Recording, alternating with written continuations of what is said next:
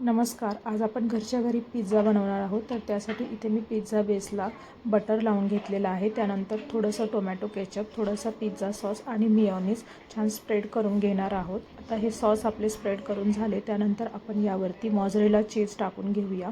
त्यानंतर toppings add करूया. तर त्यासाठी तुम्ही तुमच्या आवडीच्या भाज्या टाकू शकता, जसं की कांदा, टोमॅटो आणि सिमला मिरची. इथे आपले टॉपिंग्स ॲड करून झालेले आहेत. आता आपण यावरती अजून थोडंसं चीज स्प्रेड करून घेऊया. आता आपण यावरती थोडंसं ऑरेगॅनो आणि थोडंसं चिली फ्लेक्स घालूया. इथे आपला पिझ्झा बेकिंगसाठी रेडी आहे. तर इथे मी मायक्रोवेव्ह 5 मिनिट प्रीहीट करायला ठेवला होता 180 डिग्रीवरती.